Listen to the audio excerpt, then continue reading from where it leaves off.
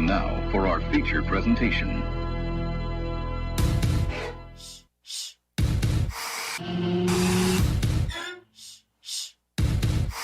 You're listening to the JB and Goldwater Show. Live, loud, and online.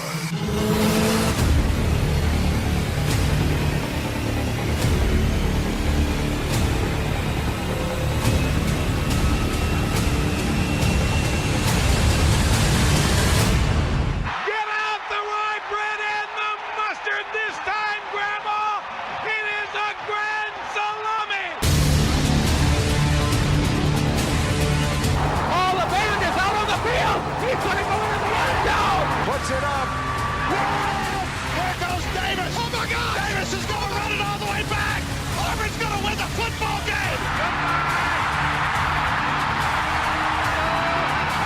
American Pharoah, it's finally the one. American Pharoah has won the Triple Crown. And Bonds hit way high. It's a dig. It is out of here. High fly ball into right field. She is gone. Unbelievable! A home run for Gibson, and the Tigers have won the game 5-4. I don't believe what I just saw. Here are your hosts, Jamie Bradford and Darren Goldwater.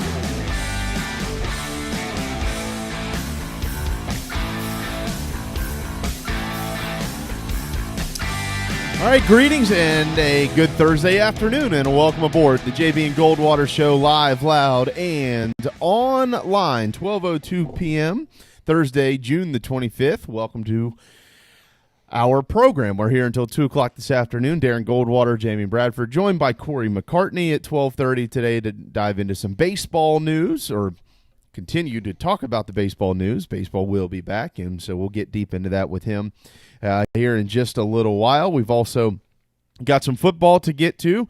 Darren and I today will begin to kind of predict our over-unders. The ACC and the SEC. We'll start with the SEC West, the win-loss, what we think would be the over-unders for each team in that division in the Southeastern Conference, and then we'll move forward over the next week and a half or so. So I think you'll enjoy that segment. That's coming up in just a little while. We've got some NFL news. We've got some NBA news.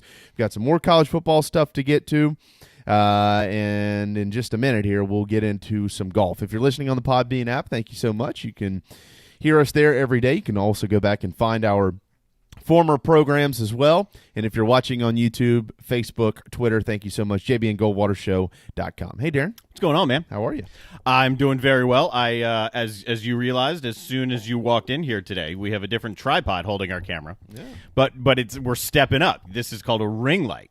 So I'll get it a little bit better. There are some shadows and some glares on here because we set it up about a second ago, because last night when I was messing around, I broke the other tripod.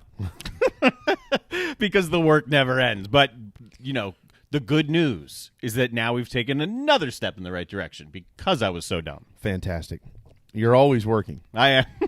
I'm not. I'm never settled. That's the problem. I know. I get my mind on something. I'm like, okay, I can make it better, and I can make it, and I can't stop. I've worked with some who could care less, so I'd much rather have you on that side of the aisle than on the other side of the aisle, if you know what I'm saying, and I think you do. I got you. Actually, know exactly what I'm saying. It is lunchtime. DB's Cheesesteaks.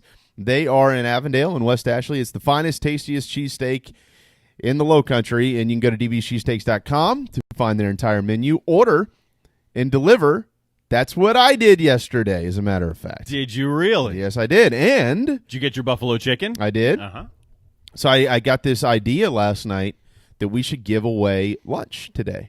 I saw that. To somebody.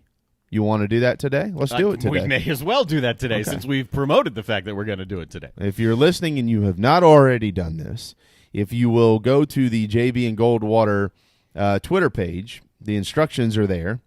You can go to my Twitter page as well, at Sports Radio JB. You just have to be a follower of DB's Cheesesteaks.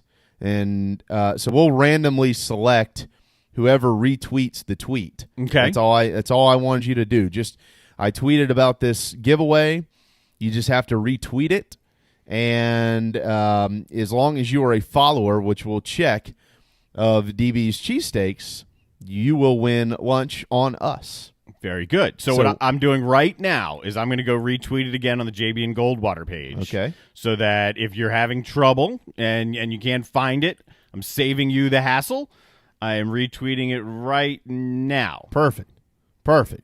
And if you are a winner, we will inbox you and get your order and when you would like us to place this order and where you would want it to go and all those type of things. And then there you go. Then we'll make that happen. Lunch, or I'll tell you what, or dinner. Okay. We can do dinner. That's no problem. We'll take care of it, and they will. I mean, you're gonna have to be in the area. They're not going to deliver to like Fort Mill? Probably not. Okay. No, I wouldn't think so. And if for some reason you're out of the area, we'll just set up a time where you can go by and get it, and we'll make sure it's paid for. So we'll figure it out for you. Don't worry about that. But the main thing is you'll want to win the cheesesteak giveaway. So you just retweet that tweet. Make sure you follow at DB's Cheesesteaks, and there you go. Those are our lunch partners. And I did get the buffalo chicken cheesesteak. We also ordered one, not buffalo, just a chicken cheesesteak for our daughters. We got the boardwalk fries. My wife got herself a regular cheesesteak. We were very happy.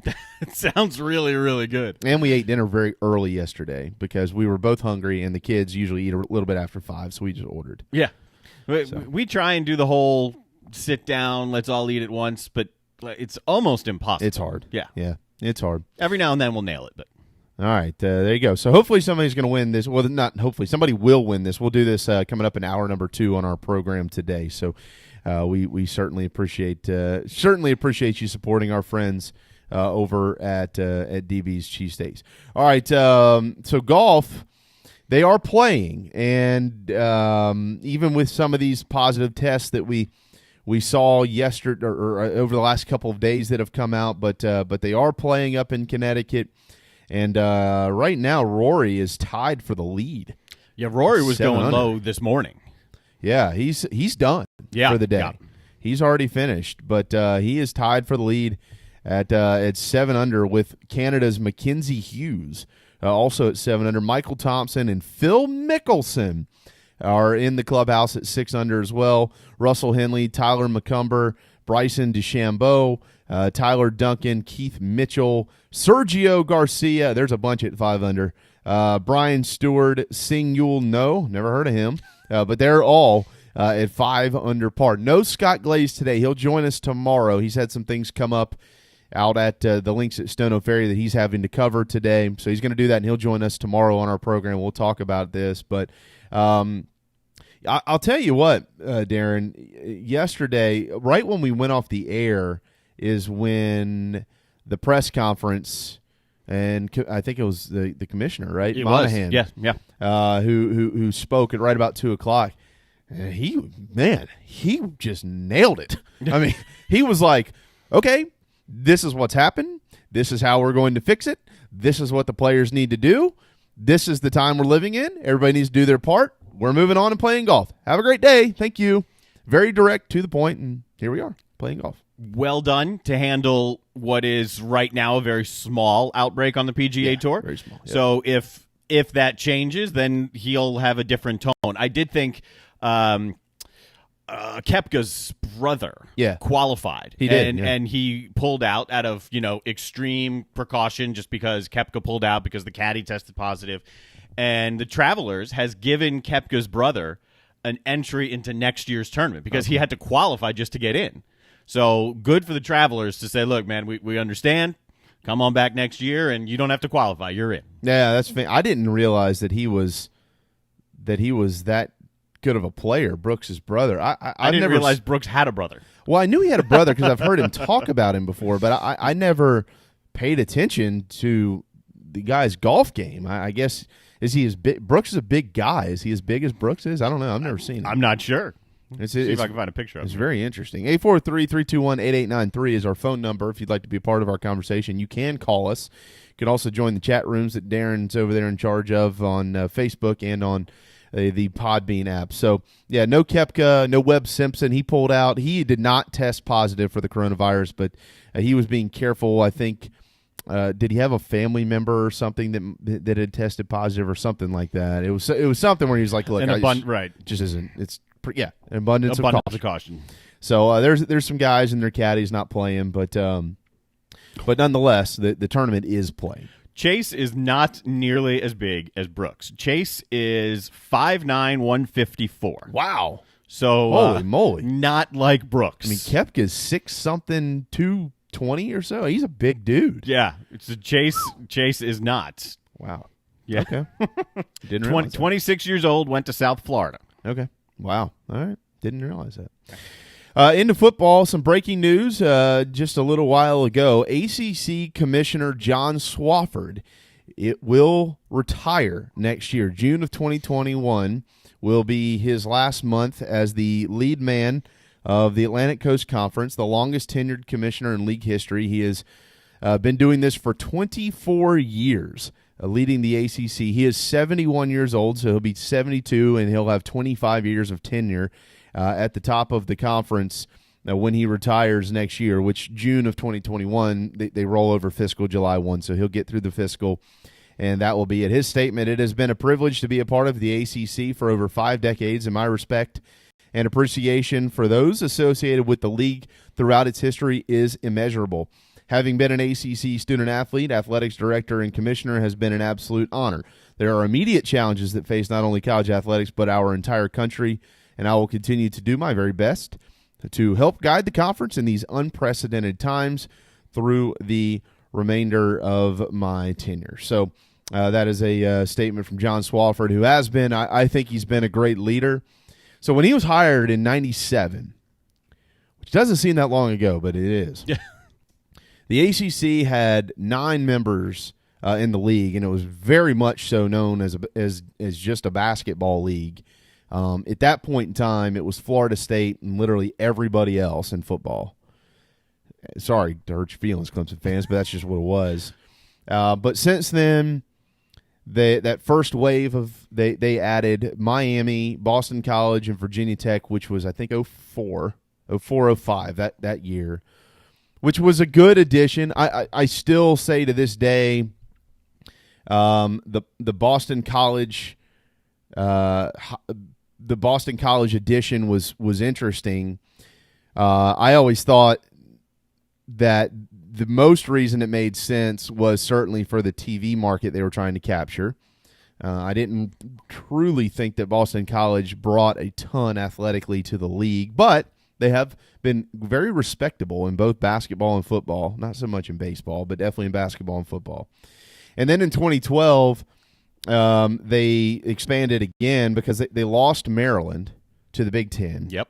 Which Maryland would probably like to have that decision back. That's the same reason that Boston College joined the ACC is why Maryland joined the Big Ten. Big Ten needed that footprint, A, and B, the money from the Big Ten network was immense because the ACC network didn't exist back then, and it's still nothing close to what the Big Ten network money is. That's right. You're exactly right. It'll get there because they've got the new channel, and it's still kind of developing itself. But what they need football to be better top to bottom for that revenue to go up, which I think we all understand that. But they lost Maryland, and then they added Louisville, which was a great addition. And then they added Pittsburgh, and they added Syracuse, which – now you've got the Pittsburgh market. Syracuse, if you want to continue to be a basketball league, certainly was a great addition as well. Obviously, but all three of those really, but Louisville and Syracuse in particular. But one thing that people forget about that 2012 negotiation, Darren, and you probably remember this quite well, there was great speculation that Florida State was trying to join the Big 12. That's right. I don't know if you remember. A lot of people forget this. I had until you just brought it up. Yeah. But yeah, I remember. Florida State was very interested in becoming because the Big 12 was kind of trying to rebrand and reestablish themselves, and they had their eyes on FSU. Now, I don't really know any detail or in-depth detail that went into those negotiations. That might have been Florida State trying to get something more out of the ACC as a league overall to help its members. I don't know. It might have been Florida State serious about it. I'm sure the Big 12 would have loved to have had Florida State. There's no doubt. But he kept Florida State in the league, and obviously that's been a fantastic thing. And then, of course, they also added Notre Dame in all sports but football, but arranged that scheduling partnership. So John Swofford has done a ton to grow the footprint of the Atlantic Coast Conference. I don't think it's his fault that outside of Clemson that football just hasn't been very competitive. It's not his fault at all, because the moves that he made when he brought Virginia Tech in and when he brought Miami in, you're thinking, my God, this is about to be a power conference. And the fact that Miami has never won the ACC, Miami was 99. I'm not sure. I don't know the exact year. Wasn't that deal pretty much in place when he took over? And he just kind of oversaw the transition over the next couple of years. That I'm not sure of. Okay, I'm pretty sure that, but not anyway. My point, they got in and then they won a national champ. No. They got in the year after they won the national championship because they've never won an ACC championship. That's right. So the perception was very much correct that wow, this is about to be a powerhouse conference. Yeah, that was the right perception. It just didn't pan out because Florida State has gone through their down periods and Miami has never won the league and Virginia Tech hasn't had the consistency. Right. So it's yeah, I mean we've seen Louisville pop up every now and then, but they're just no one's really able to get it going. Yeah. So that's why I'm hopeful for both Florida State and Miami moving forward that they can, and North Carolina, start to push Clemson, make that league a little bit better. Yeah, well, you're 100% spot on there because when it was a huge deal. Those two particular, Miami and Virginia Tech, when they joined the conference because they were so powerful in football, and so the question becomes, what happened? Mm-hmm. Do you give credit to the league, which I think you have to give some credit, at least some credit, for those that don't. That aren't ACC fans, if you're really in particular here, if you're talking to somebody who's an SEC guy like myself, you generally don't want to give that league a bunch of credit. But I think you have to give the league credit because both of those teams were national powerhouses, and then they got into the Atlantic Coast Conference, and they haven't quite been able to put it all together on a consistent basis. Miami entered with Virginia Tech. And they came in the 04-05 season. So that was all Swofford. Yep. Yeah. Oh, yeah. Okay. 04-05. Yeah, that's right. Yeah. Yep. All right. So, yeah, Boston College, Miami, Virginia. Yeah, it was all 04-05. All right. So I think I already said that, but nonetheless. Oh, I thought you were debating if Miami came in prior to Swofford. Yeah, I was thinking that they were 2 years earlier, but I think I already said they were 04-05. I'm sitting here reading the press release that was sent to my email. My brain just isn't totally working today. But anyways, the point is, when you looked at those two additions there, you thought, wow, this conference is about to be really good. There's going to be a three-headed monster at the top, Florida State, Miami, and Virginia Tech. Mm-hmm. And that was not the case. It continued to be Florida State until Clemson emerged.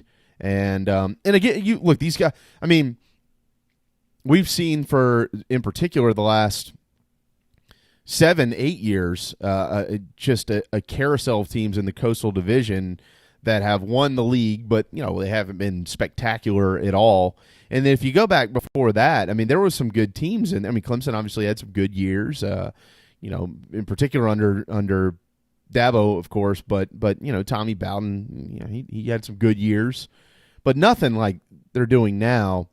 But it was Florida State, and then pretty much everybody else then. So, do you think Florida State was as separated from the ACC as Clemson is right now? Wow, that's a really, really good question. Thought of it. I think there was a time where they were more 90s Florida State than 2000s Florida State. But no, if you would say this century, no. The answer is no. I don't know that we've seen a divide in a conference like this. I don't know, in probably at least 20 years or so. I mean, you go back into the 90s, and I'll have to go refresh my memory on the rest of the country, but like Florida was the team of the 90s in the SEC, but it wasn't just Florida. I mean, Alabama won a national championship. I mean, they battled. Auburn had some good. I mean, it was Alabama and Florida in the 90s, but Florida took the cake under Spurrier. They won 6 Southeastern Conference championships because they implemented the divisions in 1992 when they added Arkansas and South Carolina, 91, but it played for the 92 season. So there wasn't that one school in separation in the SEC. And you would know better in the Big Ten, but there certainly wasn't that then. I mean, No, because Michigan and Ohio State have always been. Well, in Penn State, I mean, Joe Paterno was still. Yes, but in all fairness, I mean, going back to, when I started really following it, the late 90s, that was following Penn State's most recent national championship, which was 94. And really, it's been Michigan and Ohio State in that league up until recently, when Penn State has gotten back into the upper tier of the Big Ten. What Penn State's last national championship, was that 1986? It was. Did they not win it in 94? Was 94 the best team that didn't win? These are things I should know. I think they won it in 94. See, I'm not the historian type, the one who can pull up everything, and I mean that's something I should absolutely know. Well, they won it in 86, right? Yes, I believe they won it in 86. 82 and 86, that's it. Wasn't 94, was that not Nebraska? 94 is, remember yesterday we were talking about the unclaimed national championships?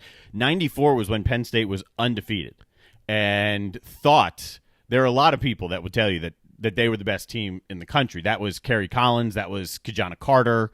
Yep. Some of the receivers who went on to have huge NFL careers. Kyle Brady, the tight end, was part of that. Sure. So that 94 team was awesome, but that was still the era of the bowl system. Right. So they didn't win it. Nebraska won it in 1994. Yeah, and that's when Penn State went undefeated and didn't win. Yeah. That game was played, the 95 Orange Bowl, January 2nd, was played at the old Orange Bowl Stadium, as a matter of fact, which was iconic at the time. Now it would fall apart if it was still standing. But anyways, so they were undefeated that year, didn't win the national championship. But yeah, I mean, to your point, no, I don't even know. I don't think Florida State was as separated in the 90s as Clemson is now. I just don't. That's not a disrespect to the league. I think that's more of a. I mean, there is some disrespect to the league, but that's more of a credit to Clemson. Like, if you took the best Florida State team of the 90s, I don't know what team that would be. Is it Charlie Ward's team? Is it Charlie Ward and Bobby Bowden together? To me, that's the image of Florida State. To me, yeah. Peter Warwick, yeah. But would those teams beat Clemson today? Either. Well, I mean, I don't know. I don't know how to say that. Because this Clemson team with Trevor Lawrence, like, they won a national championship 2 years ago. I don't know what they're going to look like this year. I mean, we know what they're going to look like, but are they going to win the national championship? Would that team have beaten Deshaun Watson's team?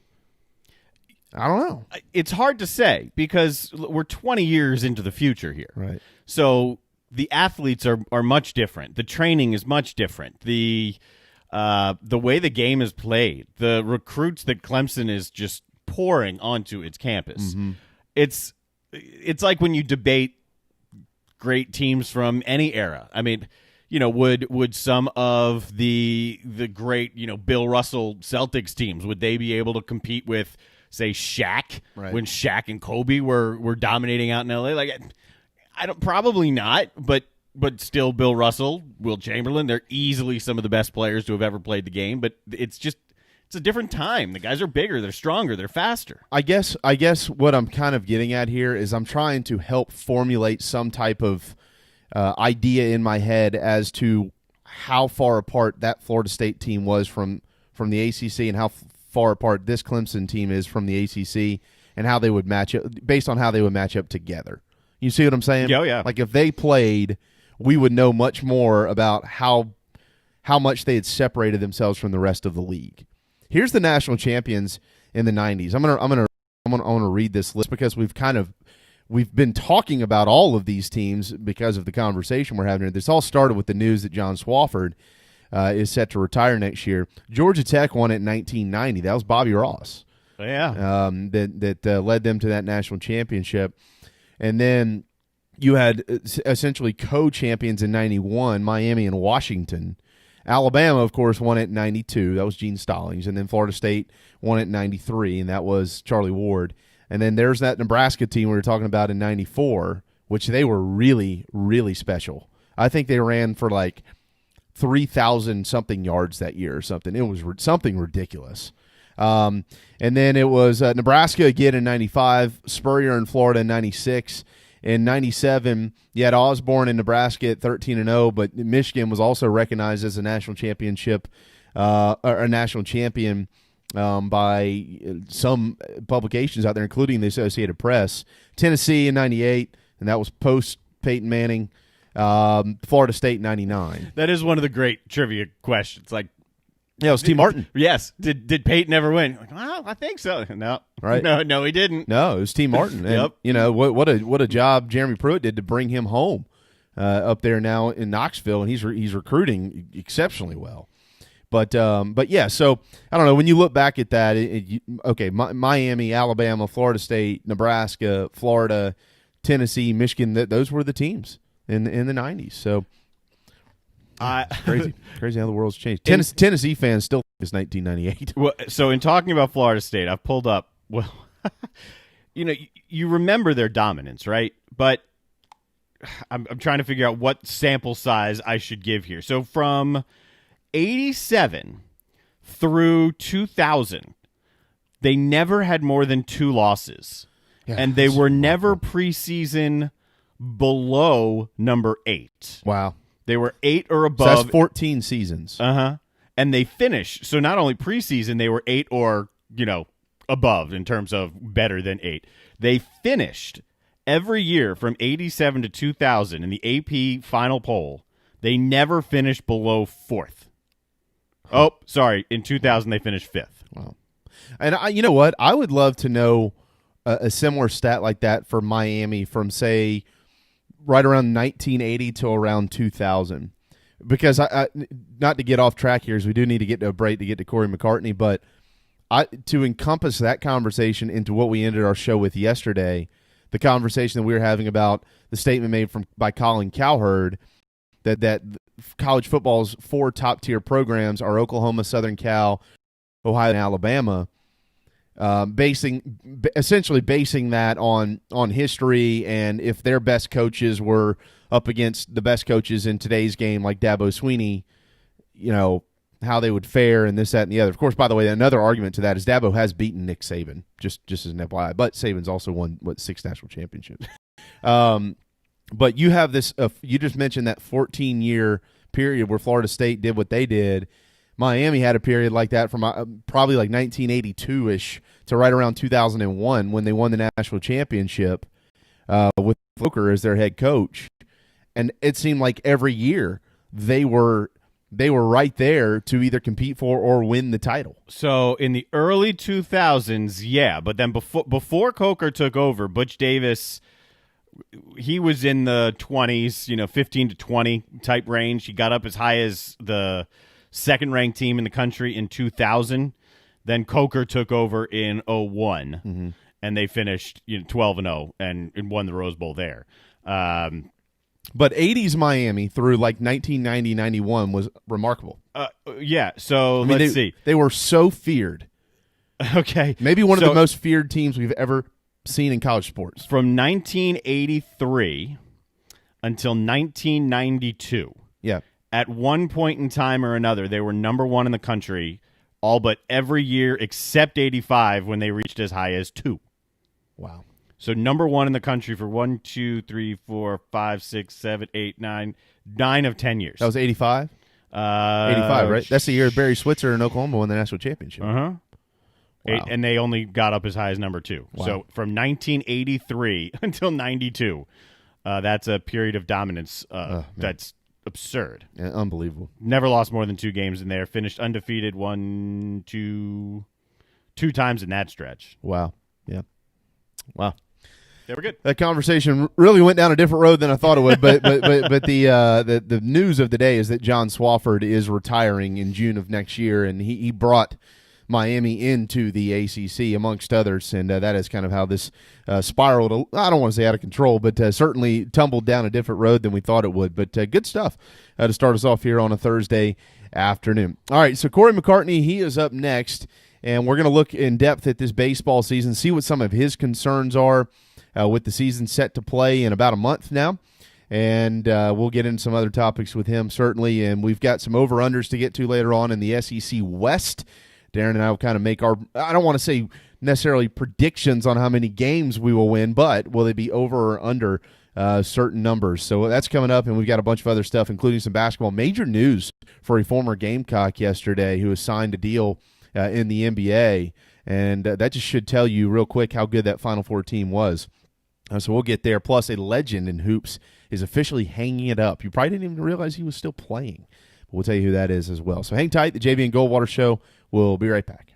DB's Cheesesteaks, the tastiest, juiciest, and now award-winning cheesesteaks in the Low Country. DB's Cheesesteaks delivers, and not just in quality. Download DoorDash, Uber Eats, or your delivery app of choice and have it dropped off at your doorstep. Original chicken, buffalo chicken, even pizza cheesesteaks, not to mention incredible cheeseburgers, massive hot dogs, and dynamite hoagies. It's all there for you and your family. DB's Cheesesteaks in West Ashley. dbscheesesteaks.com. At Patriots Point Naval and Maritime Museum, families walk in the footsteps of our nation's heroes, the brave ones who risked their lives to defend our way of life. Home to the aircraft carrier USS Yorktown, USS Laffey, and the USS Clamagore, there's more than 1 million square feet of exhibit space to roam. White Glove certified, we have several new health safety measures in place to enhance the visitor experience. Come for the day and leave feeling inspired. One of the most impressive museums in the country, located right here in Mount Pleasant. Visit patriotspoint.org for more. We'll see you soon. This is Scott Glaze, head golf professional at the links at Stono Ferry, located on the outskirts of Charleston, South Carolina. I'm inviting you to tee it up on one of the most scenic and challenging courses in the Low Country. Our back nine is highlighted with 3 holes that border the Intercoastal Waterway. Visit stonoferrygolf.com to book tee times and discover all that Stono Ferry has to offer. The links at Stono Ferry is a former South Carolina Golf Course of the Year and is also home to the College of Charleston men's and women's golf teams. Come see us. We would love to have you. stonoferrygolf.com. As businesses start to open up around South Carolina, we have Ryan Nelson back in here to tell us about Dog and Duck Family Pubs, the 3 locations, and some new hours going on. What's up? That's right. We now offer indoor dining and patio seating outside. The new hours are Sunday through Thursday, 11 a.m. to 9 p.m., and then Friday and Saturday, 11 a.m. to 10 p.m. now. Slowly getting back into the normal routine, or so what we think, and we hope everybody comes out and supports local businesses like Dog and Duck. Now, hear this. Who the hell is that? The JB and Goldwater Show. Live, loud, and online. Okay, 12:33. Welcome back to the JB and Goldwater Show, live, loud, online, Podbean app, YouTube, Facebook, Twitter, everywhere. We're all over the place. You can find us, and if you can't, call Darren. He knows how to do all that stuff. I don't. I just talk and move forward. All right, to the phone lines we go. That is where we find our friend Corey McCartney. Been a couple of weeks since we've spoken with him, but he's over in Atlanta, Georgia, on Twitter at Corey J. McCartney. Hey, brother. Hey, man. How you doing? Well, I think we're all in a pretty good state of mind, right? Baseball's back, so that's a start. Yeah, I mean, I wish that the union and the owners could have worked something out. I still find it bizarre that they didn't accept the last proposal, which was going to be more teams in the postseason, and ultimately that tens of millions of dollars of salary that was going to be forgiven. And obviously we got the DH, but I feel like with that 2021 CBA looming, it just kind of hurts the process that they couldn't come to some resolution before Manfred stepped in. Very interesting, no doubt. It was kind of weird because what they settled on, they actually could have just settled on this weeks ago, right? Exactly, and I think that final proposal would have been it too. And they knew Manfred was looking at about a 60-game, season here. I don't know if it was just about showing solidarity among the players, but with that 2021 CBA looming now, it's really hard. And I'm glad we get baseball in 2020, but it certainly sets things up that it could get dicey next December.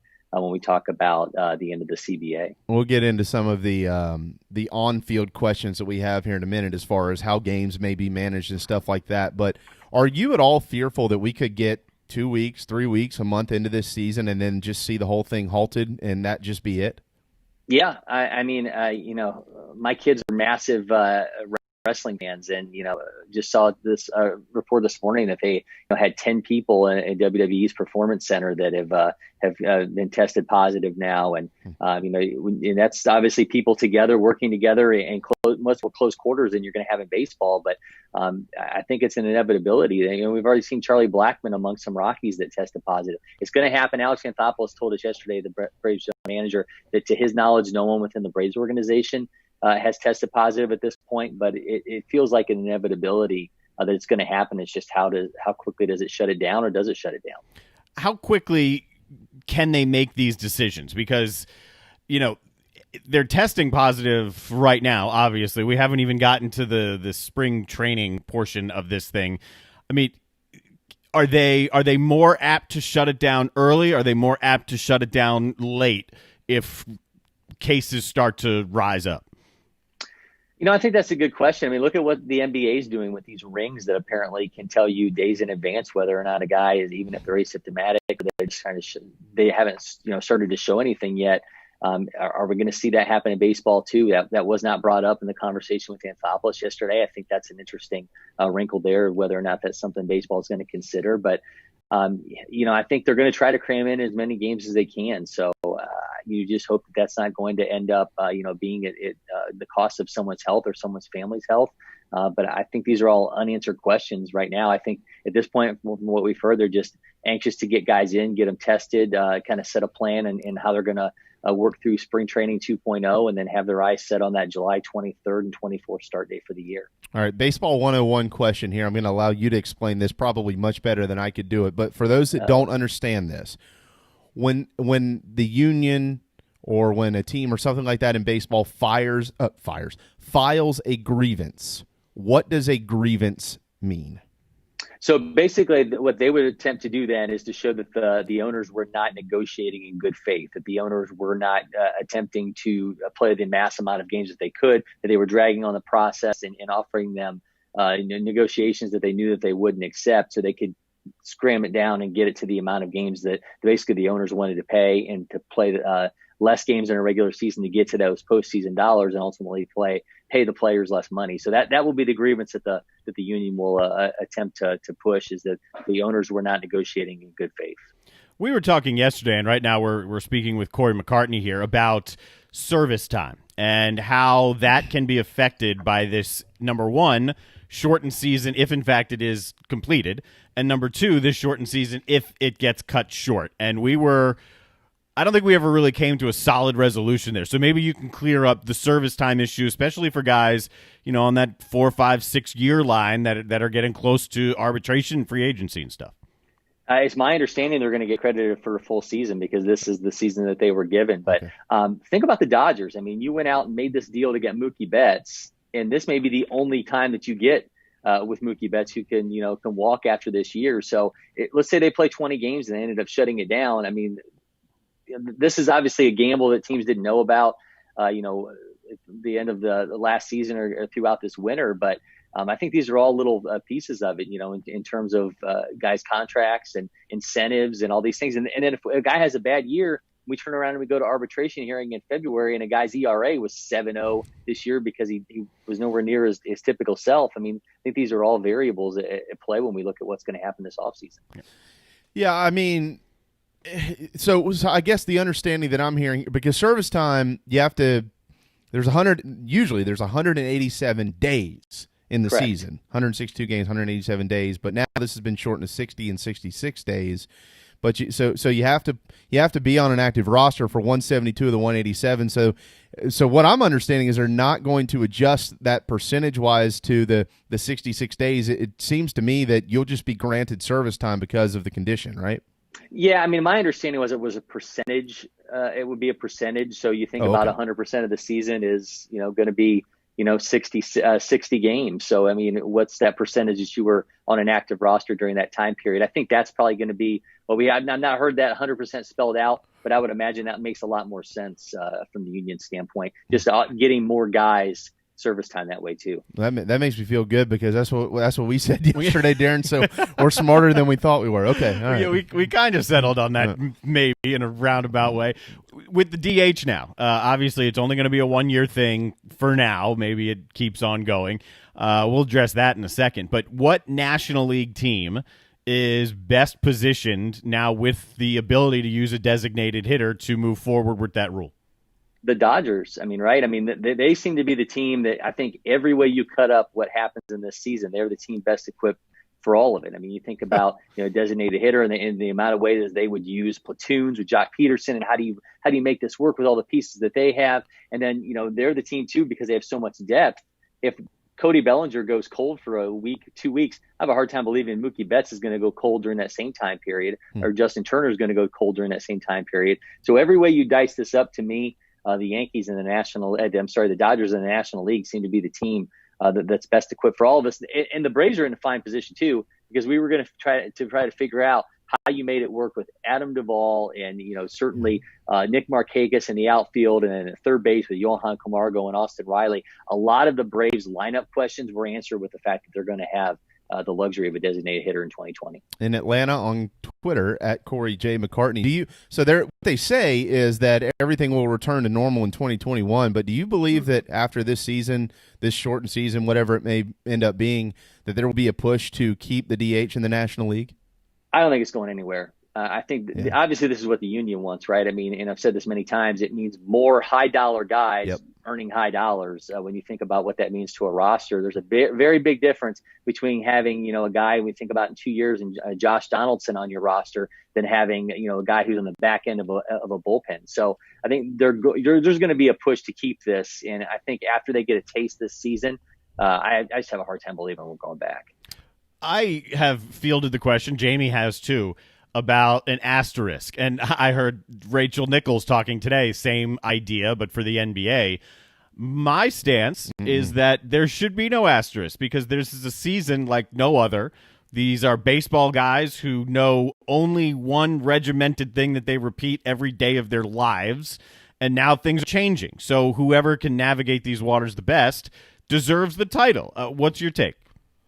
I think you're right. I mean, they didn't create this situation, and they're just trying to thrive within the situation. So it's not as though we're talking about someone cheating, or whether you not want to talk about sign stealing or all those aspects, or PEDs, whatever that is. They're all working within the same framework of this season. So I just have a really hard time, looking at it from that end. The season is the season, and I think any team that wins a championship is going to celebrate it the same way.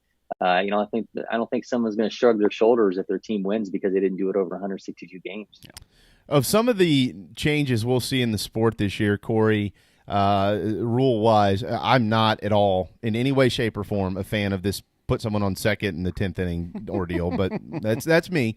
But there are other things, pitchers, they're going to – I love this one. Yeah, carry your own wet rag out there. Sure, yeah, they'll only have water on it, no doubt. What changes are you maybe most skeptical about? Are there some that you really like? Are there some you don't like? What are your thoughts?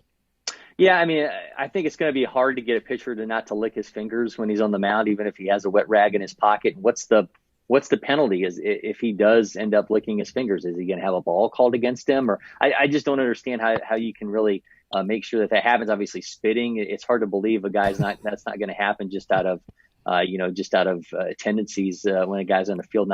They're not going to be thinking about rules that these things that they've done their entire lives, right. that are going to be limited within the framework of this season. So I think that's all going to be pieces of it. I mean, you mentioned having the runner on second base. I'm not thrilled about that. I mean, they might as well have gone all in and let's just go like the NHL and have a home run derby after 9 innings, and let's get our top 3 guys out there. Dude, I think that would be a lot more exciting. I think it's going to be ridiculous to watch, and certainly it's going to. I mean, if you don't have the DH in terms of the National League and how you're going to work a pitcher and figure out how you work them in the lineup, mean, now we've got a situation where the last guy out is going to be the first guy on second base to start the extra innings. So how quickly do they go to a speed guy on the bench, say if Billy Hamilton's on your roster? And what does that do later in the game if you continue to push past that inning? So there's a lot of different interesting pieces of it, but I'm not thrilled about that part either, but it's going to be wild to watch. Yeah, well, that was my follow-up question, but he answered it. I'll move on to question number 2 here, though. I think one of the most Darren and I talked about this at length yesterday, Corey. This to me will be very fascinating to watch. Is the rotations with these clubs? You have some managers who are going to handle this much differently than others. I'm wondering if there are teams out there who will do away with a 5-man and go to a 4-man rotation to try to get their stars. You know, those 1 and 2 guys, 1, 2, 3, depending on what teams you're talking about, as many starts as they can get them. Obviously, there's some caveats to be discussed here. I mean, you're not going to run out there and throw these guys 110, 20 pitches in the first probably month of the season. They haven't been playing. This is essentially spring training again for them almost. I was talking to a college coach yesterday on the phone, and I asked him what he thought about it. And he said you might see some stacked rotations where you have teams who keep 7 or 8 starters, and then you PDS some of these guys at least to start the year, predetermined split, so they can qualify for wins. And you go starter for 3 or 4 innings, starter for 3 or 4 innings, and then matchup guy and then closer. What are your thoughts on how some of these rotations might be handled?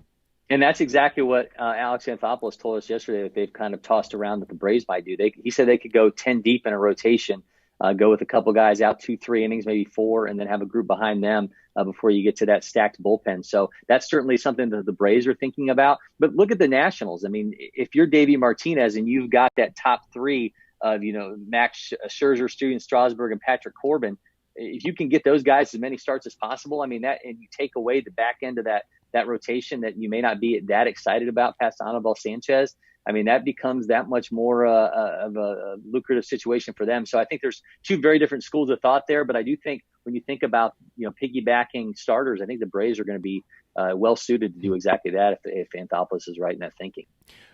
In the discussion we were having about this, the idea of analytics came up. I brought it up thinking some of the younger managers, some of the guys who are much more prone and in tune to the newer age of baseball are going to handle things a little bit differently than some of the more old school guys, like say a Dusty Baker, who's now down with the Astros. So which manager or managers do you think will be most creative here?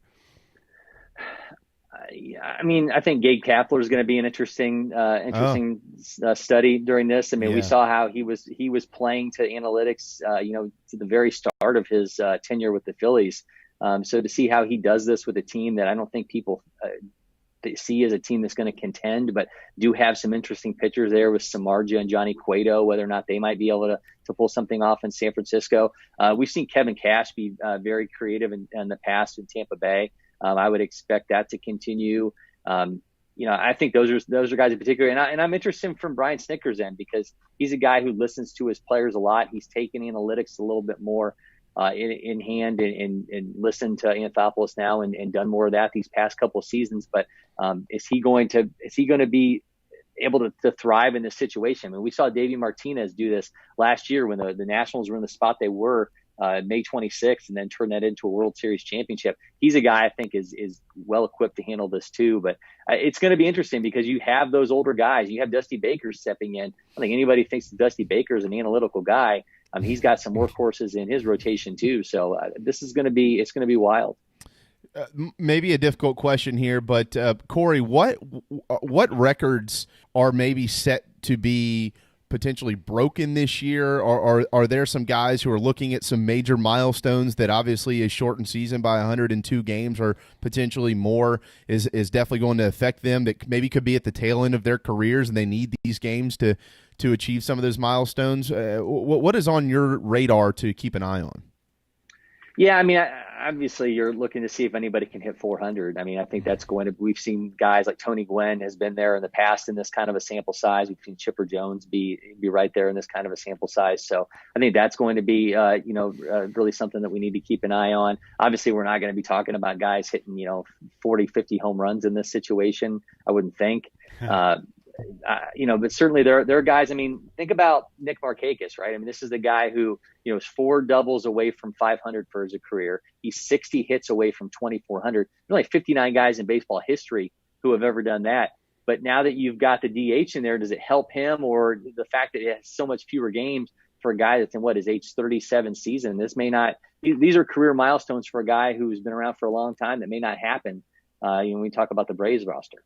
Now, we've talked about the asterisks for the whole season, but from a record standpoint and how cherished they are in the game of baseball, I mean, how do we look at some of the things that may happen this season? Like in the instance you just used, if someone hits 400 in 60 games, is that a season's worth of 400? I mean, does that one deserve an asterisk? It probably does, right? Yeah. I mean, you're talking about a sample size from that end. You're talking about something happening for a duration that's an average carried across the duration of a season. So I think from that end, yeah, you could probably consider that. I mean, I think pitcher ERA may be something too that we look at. I think some of those figures, I think the counting numbers are going to be ones that we're probably not going to have to be too concerned with, given this small of a year. Albert Pujols has hit 656 home runs in his career, and he's signed through next year in L.A. He's been in the league for 19 years. He is 106 home runs away from Barry Bonds, 762. I looked at this morning and didn't even realize that, Corey, and thought, wow, 100 games is huge for what's left in his career to potentially set the home run record. So because of this 100-plus game deficiency, or loss, 100 in his career, how much does that? Did you ever think he might set the home run record anyways? And if you did, will this affect that? Yeah, I knew there was a huge name that I was thinking of in terms of a milestone that I couldn't remember which one it was, and it was Pujols. Sitting in the home runs that he's at right now. Certainly this situation too, in with the Angels with Shohei Ohtani taking away ABs from him too is going to be a factor there. But just think about it now. I mean, we're talking about the DH now being in the National League. So while he has 100 games taken away from him, when that contract's up, do we see a return to, say, St. Louis to see if he ends up being able to pull this thing off in a Cardinals uniform? I think that could be a really interesting storyline there if that comes to fruition. But yeah, I mean that's obviously a guy. One thing I think about too is Miguel Cabrera showed up to spring training looking ridiculous. I mean, he was in the best shape he'd been in years. What's he been doing for the past 3 months, and what version of him do we get that shows up to camp? Because that's a massive contract the Tigers are just going to have to sit on. I think these are all going to be things to watch for sure. What are you most looking forward to about this shortened season? I mean, is there anything that intrigues you more than others? I think it's really just the urgency of everything within it, right? I mean, for all those people that say, you know what, wake me up in September, wake me up in October when the games actually mean something. This is going to have that college football NFL vibe to it, where you just can't have bad stretches. So I think that's going to be really one of the best pieces of this is if you're someone who hated the longevity of a baseball season, this is going to be a sprint absolutely made for you. Well, and because of that, Corey, what is the best division in baseball? Because these teams will be playing 40 games against their division, 20 games against the same division, but in the other league. So if you're playing in the best division in baseball, you better be pretty damn good, or you got a really difficult path to the playoffs. Yeah, I just had to pull this up. So BetMGM has their over-unders for everybody, right? And the National League East is the only division that has 4 teams that are factored in to get 31.5 as their over-under for the season. So the Braves and the Nats are tied at 33.5 wins, New York at 32.5, and Philly at 31.5.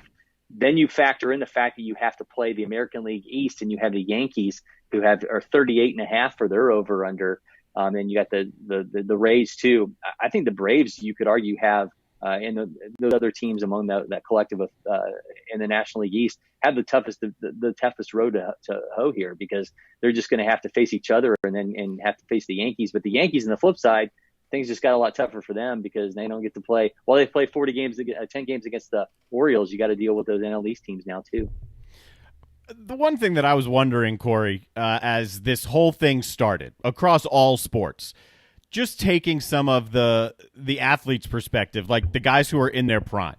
say, the Bryce Harpers of the world, the Mike Trouts of the world. I mean, you can take a couple different pitchers of the world if you want to. When this season gets factored into their careers, is there a way to know right now how we look back on this and say, I guess, to help compare some of these guys who lost a portion of one of their prime seasons to others?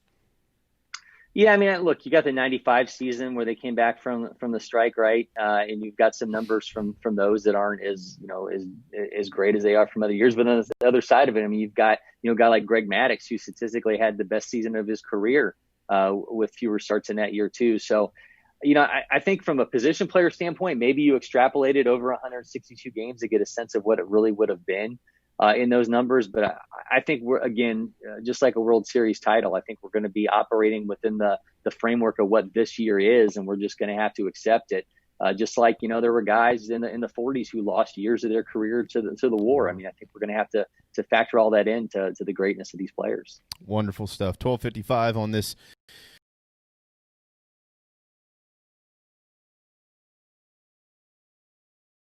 I mean, I think it's just excited it's back. I mean, I'm glad we're having baseball and we're not talking about grievances or, fights anymore. And let's get this thing going and see how it sorts itself out. It's going to be weird. It's going to be fun, but at least we get baseball. Yeah. Your beard looks really good. Thank you. It was far worse before. I had like the whole like neck thing was out, and my wife told me it had to be tamed, so the barber did that for me. What? You got a good barber. What's the prize bobblehead there behind you? So those are all from Brave stuff. I like the Hank Aaron ones. Yeah, pretty great. Yeah, I think I had the Ed Oliver one too, where he's riding the horse, the Houston one. This one's pretty awesome.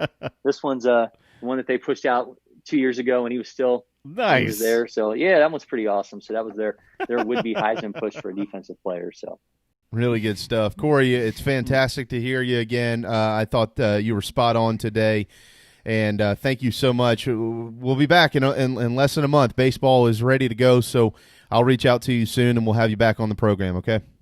All right, guys. Appreciate it. Thank you. Man. Thank you very much. Corey McCartney over in Atlanta, Georgia. He is a Heisman voter. He is in the Baseball Writers Association of America. Used to cover the Atlanta Braves for Fox Sports like none other. Still does. He's written some incredible books. One of them I keep forgetting. Maybe I'll do this today. I need to put a note in my pocket here to order his Tales from the Braves dugout. Wasn't he supposed to send you a signed one? Yeah. I just need to tell him I want it, and he'll probably send it to me. But I would encourage you to. I've heard some great reviews on that. I know some people who've got the book, and they love it. They love it. They say it's incredibly written. So well done, Corey. That was very, very, very informational. Corey is awesome. Yeah. There are very few better that I've Absolutely. seen. When he can talk every avenue of baseball, all the twists and turns, the angles. He's got it all. I mean, I love having him on talking baseball. There's no doubt about that. All right, the end of the hour has arrived, and it is raining. Of course it is. Hopefully the thunderstorms didn't beat you up too bad like they did us last night. Real quick, before we run to break, 10 years ago today, win or go home, Michael Roth towed the rubber for South Carolina, 5-1 win over Clemson. They would turn around and do it again, and then they would go win themselves their first national championship. But better news for the Tigers, really good news in particular for one player. Sam Weatherly did sign officially yesterday, third rounder, $755,000 to the Colorado Rockies. So the former Tigers lefty is now officially a big leaguer. Congratulations to him. I always said, if I had a son, I would have tied his right arm behind his Absolutely. back. And that's just that. You're going to figure out how to use that left hand. Riley, my daughter, threw a ball with her left hand the other day, and I thought, ooh. And Carrie said, don't even think about it. It goes. Let me tell you, it goes back and forth. So I don't know. Doctors will tell you, like, there's some line that says at this age you'll know if they're a righty or a lefty. I don't know what that age is or if that's even true, but it does go back and forth. I mean, Grayson used her left hand for a long time. Now it's more right. There's some stuff that she will still do with her left. So I don't know. Yeah. I also don't know if lefty softball pitchers are as prized as lefty baseball. I dated somebody who played college softball years ago, and she said they were. She said it's much more difficult to hit a lefty. Yeah, probably just because of the rarity of them. Yeah, she don't see it much. Time for a break. The national anthem leads off hour number 2, our over-unders in the SEC West when we return. Honey Baked Ham in Somerville and in Mount Pleasant is your home for catering and lunch. Honey Baked Somerville, owned by former Gamecock right-hander Mike Cisco, is just off the interstate and they are ready to cater to your next business or family meal. Plus, drop in for an incredible sandwiches daily for lunch. The Mount Pleasant location is at the foot of the Ravenel Bridge and always ready to serve and cater to your next meals as well. Plus, delivery is available. Honeybake.com to find your menu today. What's up, guys? It's JB. Obviously, things have been kind of crazy with the coronavirus taking over our lives. We're stuck inside with family, finding ways to be creative and probably tapping the liquor cabinet a little bit. If you don't have Patrick Davis's Whiskey Jam in yours, put on your mask and gloves and head to Bottles or Burris liquor stores here in Charleston. The Blackberry is my personal favorite on the rocks, but the original Whiskey Jam is Patrick's. So either way, you're winning with Whiskey Jam. WhiskeyJam.com, PatrickDavis.com. DB's Cheesesteaks, the tastiest, juiciest, and now award-winning cheesesteaks in the Low Country. DB's Cheesesteaks delivers, and not just in quality. Download Uber Eats or your delivery app of choice and have it dropped off at your doorstep.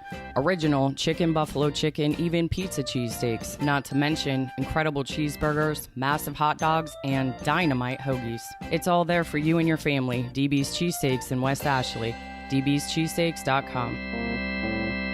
At Patriots Point Naval and Maritime Museum, families walk in the footsteps of our nation's heroes, the brave ones who risked their lives to defend our way of life. Home to the aircraft carrier USS Yorktown, USS Laffey, and the USS Clamagore, there's more than 1 million square feet of exhibit space to roam. White Glove certified, we have several new health safety measures in place to enhance the visitor experience. Come for the day and leave feeling inspired. One of the most impressive museums in the country, located right here in Mount Pleasant. Visit patriotspoint.org for more. We'll see you soon. Hi, I'm Chris Half, Public Information Officer at the Patriots Point Naval and Maritime Museum. We're home of the mighty USS Yorktown, USS Laffey, Clamagore, and Vietnam experience. And we're a proud partner of the JB and Goldwater Show. We invite you and your family to come see us and enjoy a day on Charleston Harbor. Visit patriotspoint.org for more information. And now, it is my honor to present the National Anthem.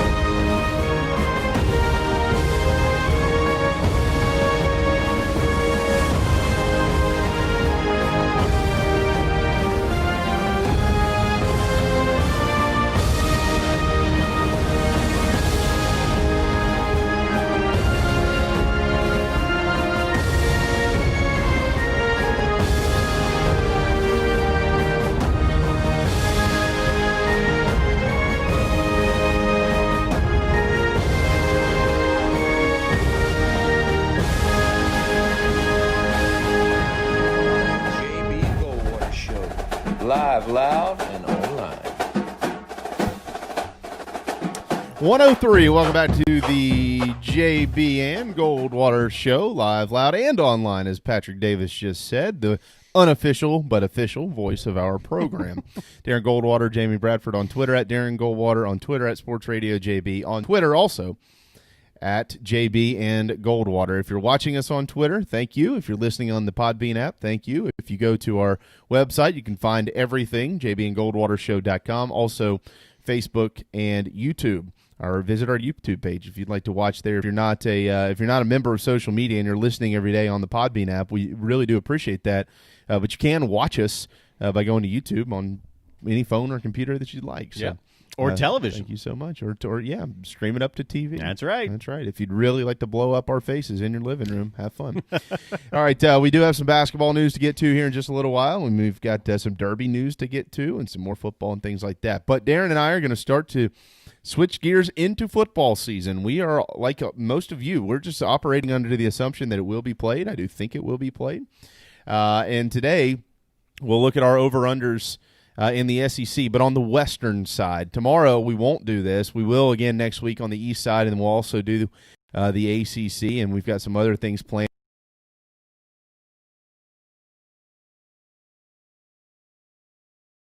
That as we really focus in on our state teams, because July will be here.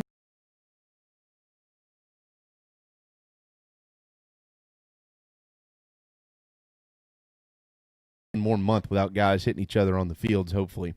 So Darren and I have kind of broken down and taken a look at the SEC West. You're coming off a year in which, of course, LSU won the national championship.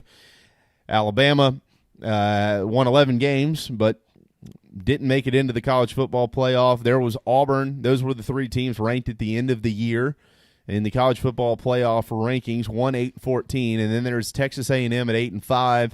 Mississippi State in 2019 finished at 6-7 with a bowl loss, and then Ole Miss and Arkansas did not make it to the postseason. But there are a lot of new coaches on that side of the aisle in this league. Arkansas's Sam Pittman has taken over. At Arkansas, he is the former offensive line coach at Georgia. Ole Miss, of course, has hired Lane Kiffin. Mississippi State, no more Joe Moorhead. Now Mike Leach. There is different character in the state of Mississippi. Side note, by the way, too, in the state of Mississippi today, a lot of coaches from a lot of different sports from every institution are making their pitch to the state of Mississippi's legislature today to remove the Confederate flag from their state flag. And that does include Mike Leach and Lane Kiffin. It also includes someone we know very well, Chris Lemonis, who is the baseball coach at Mississippi State, former Citadel Bulldog and assistant coach, and, of course, head coach at Indiana after he followed Dan McDonald to Louisville as an assistant coach. So that is going on in the state of Mississippi today. We'll keep our eyes on that. But our conversation is over-unders. Alabama is a trendy pick to not only get back to the playoff, but to win the national championship. Their over-under for me is at 10.5, Darren. Generally when you do over-unders, you always throw that half in there. You don't want to put whole numbers. Yeah. But when you look at their season, I'll just start this off, where are the potential roadblocks to get above the 10.5? That's always where I look when somebody says this is the over-under. All right, so where are the roadblocks? Well, I think they're going to win week one, but week one is always an interesting week in college football, and they do play Southern Cal, and I do think they're going to be better, and it is a neutral site game in the great state of Texas. So you have to put a pencil around that. Week three, although they're at home, it's still Georgia coming to town with a transfer quarterback as their starter. And then you go down the road, and I think there's 1.5 roadblocks left. Oh, you've got 1.5 roadblocks left. Okay. I have 1.5. I do think they'll beat A&M and Auburn at the end of the year inside of Bryant-Denny. But they do go to LSU. Now, that being said, they feel like they owe LSU something, but it's never easy to go to Death Valley. But 2 weeks prior, they are off on Halloween. 2 weeks prior, they go to Knoxville.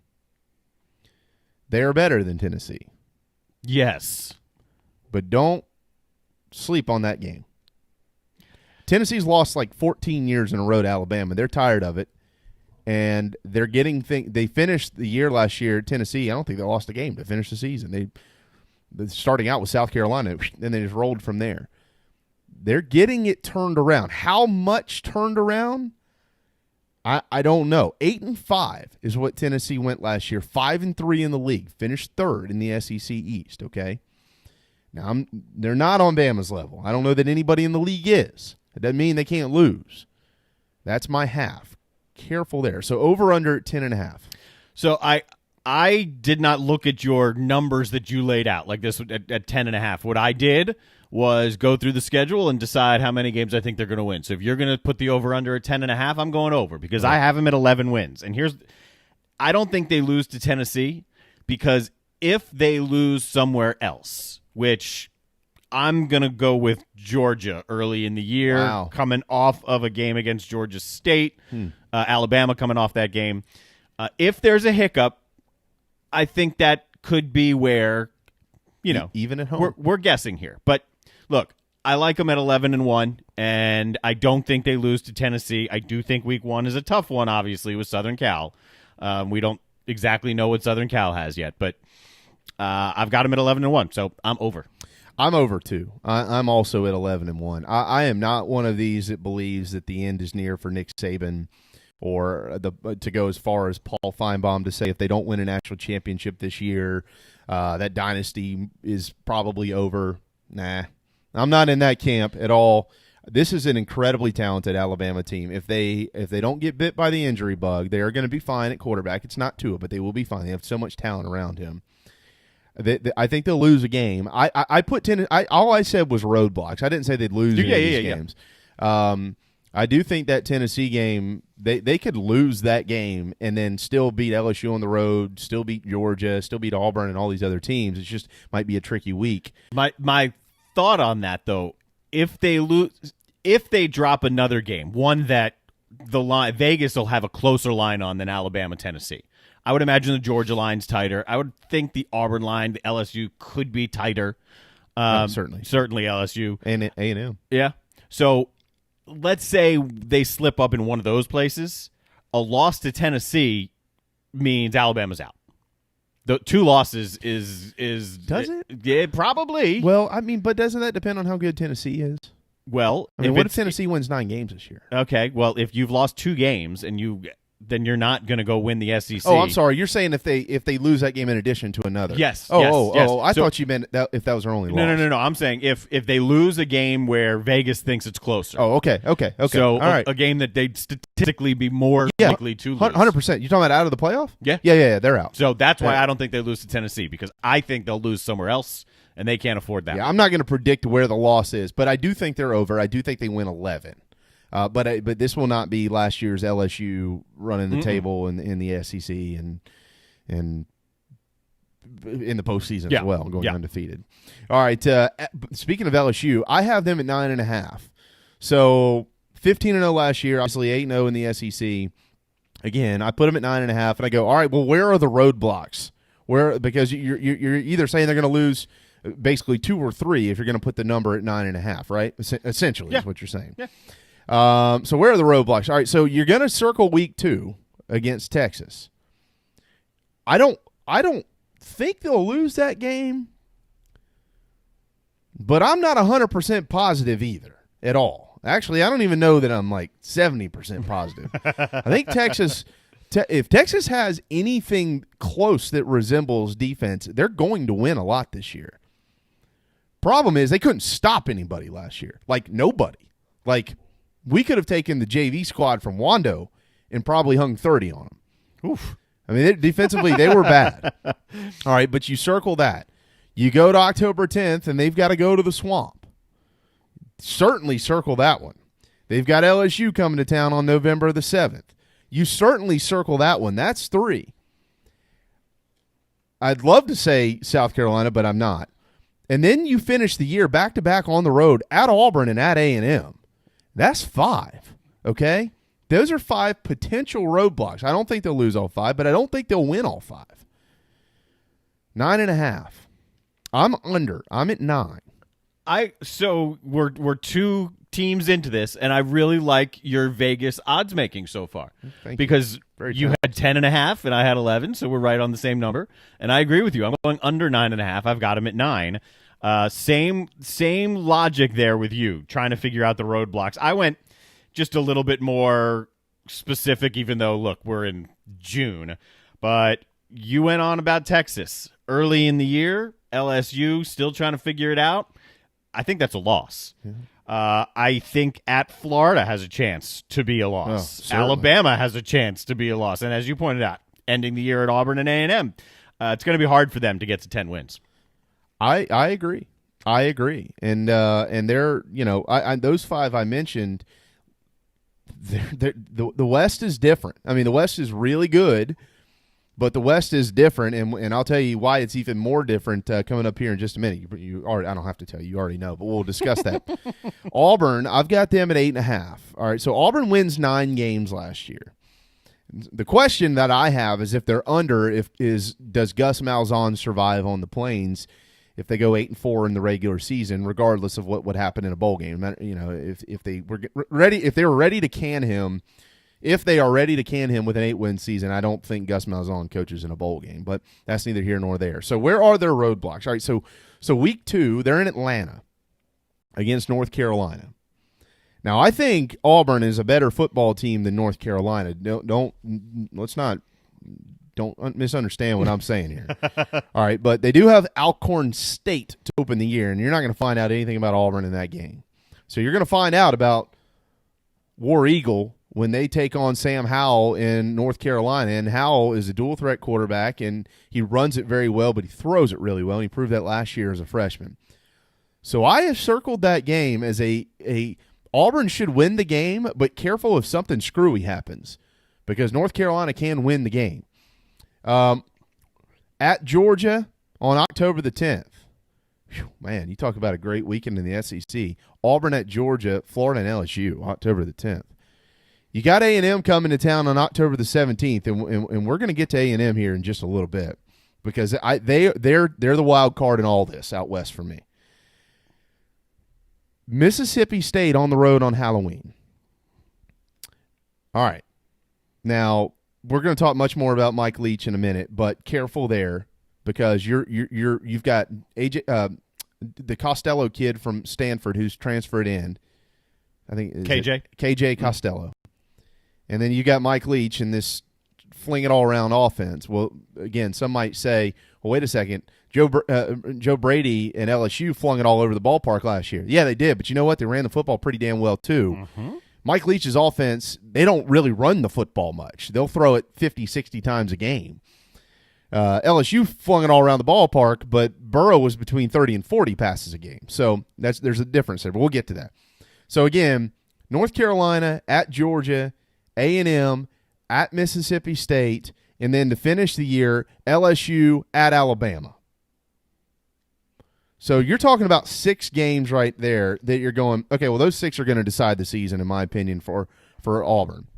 Over under at 8.5. I personally have them under. I have them at 8 wins as well. I don't know if you have them at 8 or below. I have them at 8. But I'm right there with you. I have X's as in losses. North Carolina at Georgia. I think they survive Mississippi State on Halloween. I don't think they survive LSU or Alabama. So if those are 4 losses right there, that puts them at 8-4, and that is below 8.5. Yeah, I've got them at 8-4. I think that Auburn will be the team in the West that is in the most heart-throbbing games this year once again. It seems every year like Gus Malzahn's club is in usually, I know at least 1, but definitely 2 or 3 every year games where it's literally down to the wire. I think with Auburn, that week 2 North Carolina, that sets the stage for their season. Yeah. If they win that game, then there's going to be some confidence there, because there's going to be, hey, an up-and-coming team from the ACC, if we can look good doing that. And confidence goes a long, long way. If they can do that, they can start the season on a pretty nice run. If they lose to North Carolina, it might be a long year. I think it's going to be – I think 8-4 could be generous if they lose to North Carolina. Yeah, I agree. And also, here's what you're going to deal with, at least in the near future, if you happen to drop that game against the Tar Heels. You'll be dealing with a lot of, is Gus Malzahn going to be our coach? Oh, yeah. That's all you will hear in the tiny town of Auburn, Alabama. Well, let's lump Opelika in there as well. Great little town. Nice hotels. They will be all over him if he loses week 2 against North Carolina, because they know it's been LSU and Alabama. Hey, we're Auburn. We're right here. We should be doing that. They don't want to hear it. No, and that's, I mean, if you lose to North Carolina, then the fan base immediately goes, oh, so what happens when we get into conference? Right. Yeah, could be a long year. It's going to be a long year. So that's a huge, huge game for Auburn. All right, probably the least interesting team in the SEC West, unfortunately, is Coach Pittman and his Arkansas Razorbacks. This is a proud football program, and they're just not very good, unfortunately. We'll see if they get it turned around. Folks in Fayetteville do like Coach Pittman. They do think he's the right guy. He's hired some great coaches. He's got Kendall Briles is over there calling plays now on the offensive side of the football, so that's big for those guys. But they were 0-8 last year, and they were 2-10 overall. So to expect Arkansas to be in a bowl game this year, it's tough for me. I'm not saying that they won't, but it's very difficult. I took this one a little bit differently. I have them at 4.5, over under at 4.5 wins. But here's what I did. Instead of looking at where are the potential losses, I was looking at where do they win. Yes. So you open the season against Nevada, and then week 2 you're at Notre Dame. No. Week 3 you're at Mississippi State. No. Week 4 you've got A&M. Week 5, I'm sorry, Coach, but Coach Denson, but they should beat Charleston Southern. Well, yeah, no apologies necessary. I mean, Arkansas should beat Charleston Southern. Should beat CSU. Yes. All right, so there's 2. All right, and then your next 2 weeks, luckily these games are at home, but it ain't going to matter. It's Alabama and LSU back-to-back. And then they've got a week off, and then they've got Tennessee. Could it happen? Maybe. It's Halloween. Are the Goblins going to be out in Fayetteville? I don't know. So right now I'm putting them at 2 wins, maybe 3. Then they go to Auburn. And then you've got the end of the season where they could get their wins. You got Ole Miss at home, you got UL Monroe at home, and then you got Missouri at home. So I'm going to give them. I'm going to give them Monroe. I'm not prepared to give them Missouri. I mean, Missouri won 6 games last year, but Eli Drinkwitz is coming in as a first-year coach. He was a first-year coach at App State last year. This might be the most dangerous hire in the SEC, if you ask me. Definitely. So I don't know what they're going to look like. Mizzou could take a step up. They could be right where they were. They could take a major step back and then he might have to break it down before he builds it back up in Columbia, Missouri. I don't know. So I looked at this. I said, golly, I just don't know that I'm seeing 5 or 6 wins. So I put it at 4.5. What do you think? I have them going 4-8. Okay. So I'd go under that 4. And yeah, when you're talking about a team that is going to struggle, you have to reverse the logic. You have to say, where are the games that we're going to win or have at least a chance to win? Nevada, yep. Charleston Southern, like you said. Louisiana Monroe, Missouri. Missouri's like a maybe to me. So yeah. And to be honest, Nevada's probably a maybe also. You could definitely see Nevada beating Arkansas. Well, they flinging around pretty good out there. So, yeah. So I have them at 4-8, and I wouldn't be shocked if it's 3-9. Yeah, I have them at 4-8 too. It's interesting. But Darren and I did not talk about any of this before we did not this. At all. But actually, you did all this without me even giving you what the over-unders are. So, yeah, I have them at 4-8 as well. I give them Monroe. I give them Charleston Southern. I do have them winning against Nevada. I do too. But I have them going 1-7 in the league, and I don't know who that win is against. Is that an upset?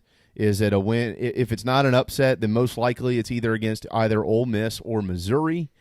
But I'm going to give them a win in the SEC. I just don't see them going over 4. So I'm at under at 4-8. Yeah, Missouri is the one on my board that I gave them for their one conference win. All right.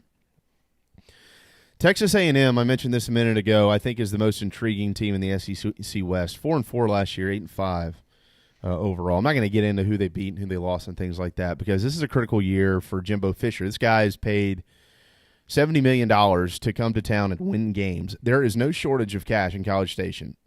If you've ever seen the campus, you know quickly they can afford to do anything here. That's why that contract was 100% guaranteed. I like that. That what was I going to say? The campus. That tough word, right? Yeah. Campus. Yeah. I really like it out there. It's unique too. Gorgeous place, great tradition, wonderful addition to the Southeastern Conference. 8-9 wins a year is great.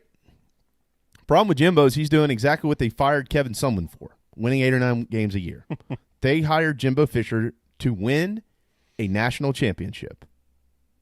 There's no bones about it. They could give 2 craps that LSU and Alabama and Auburn are sitting on that side of the division. That doesn't matter. They're Texas A&M, and they believe that they should win a national championship. And I don't blame them because of the facilities and the resources that they have. And you're in Texas. And like you just said there, Texas, before you added the A&M, that's what they're looking at. Right. That they may be in the SEC, but that's Big Brother. Right. And if A&M fans probably hate me saying that, but that's Big Brother right over there in Texas.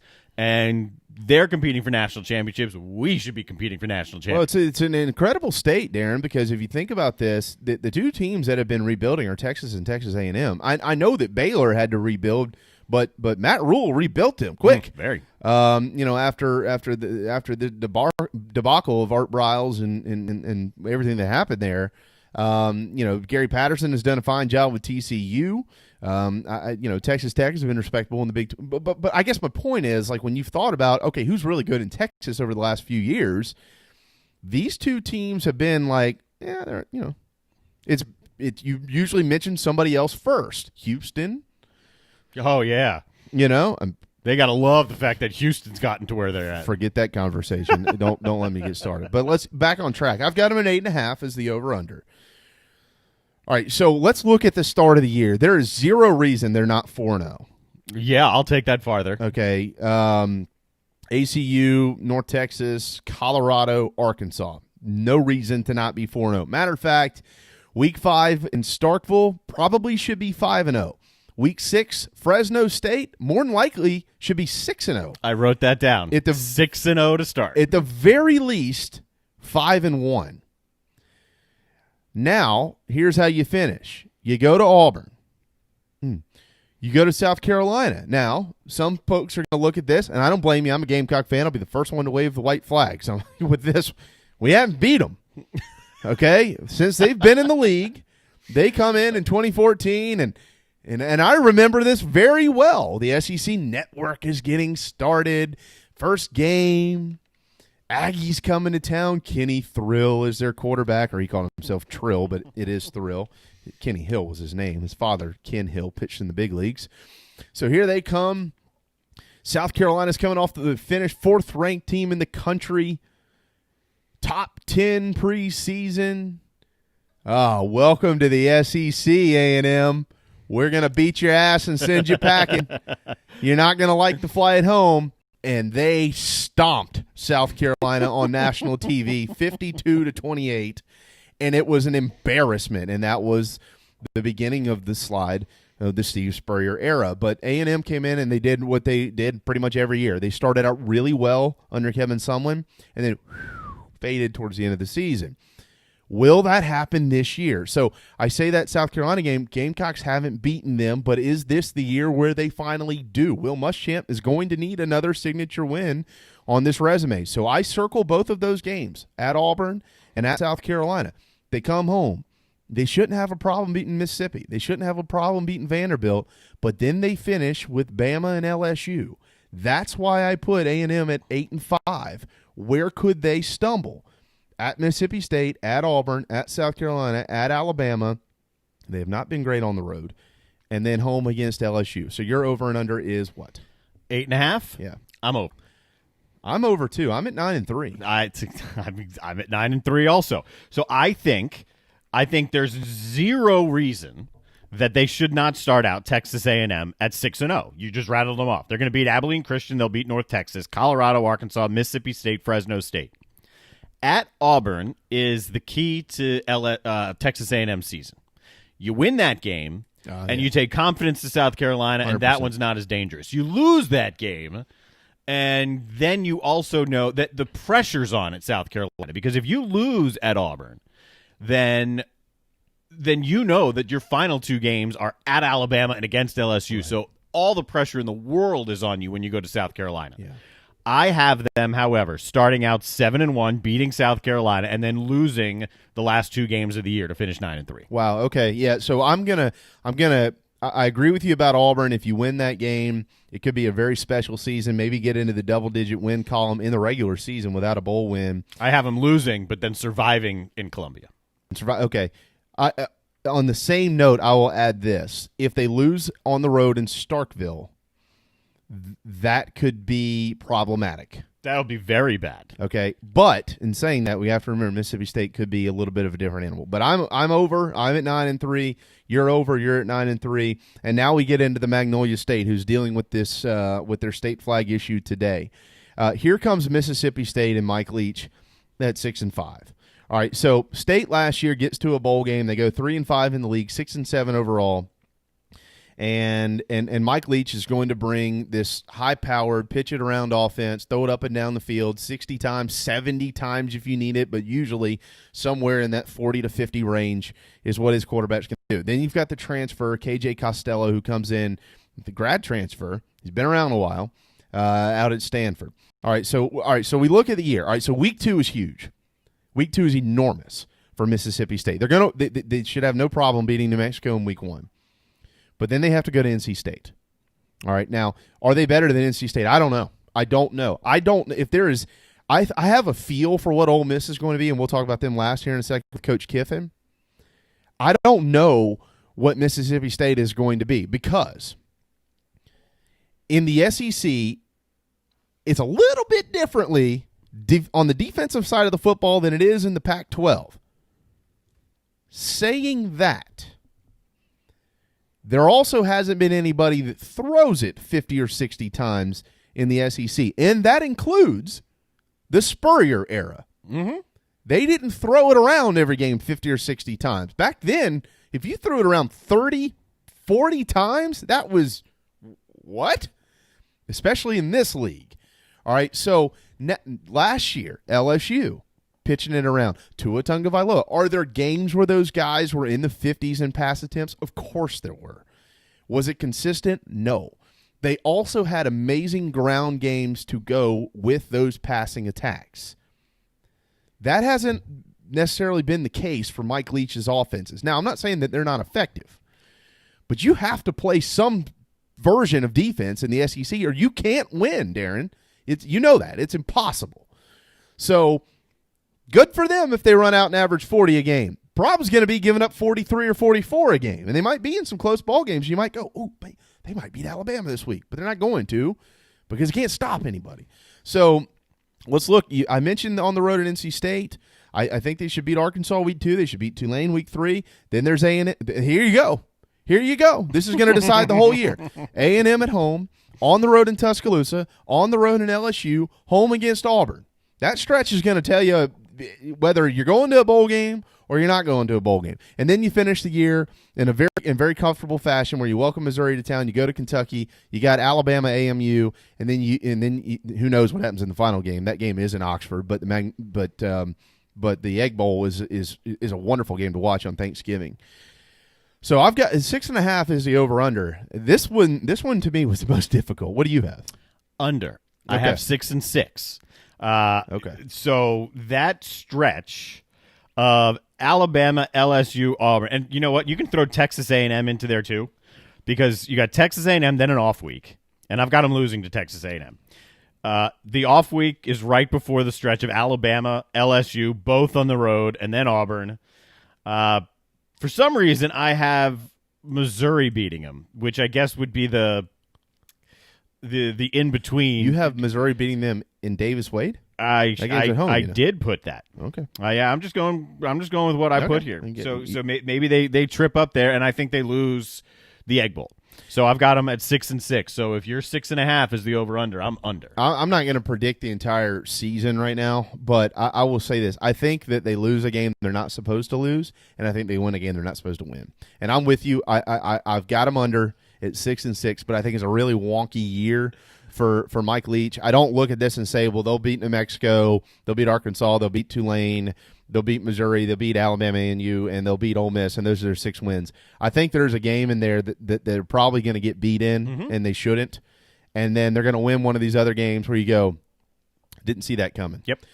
It might be on the road at Kentucky in November. I mean, Mike Leach's offense is – I don't know that it's going to come out of the gate firing on all cylinders. I mean, you're talking about – you're going from Joe Moorhead to Mike Leach.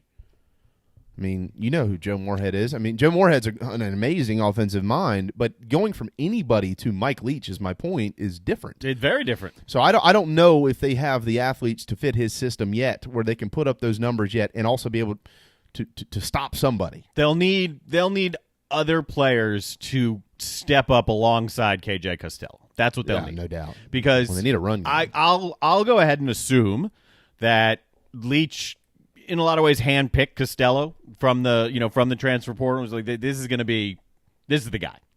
So I think he's pretty comfortable with that.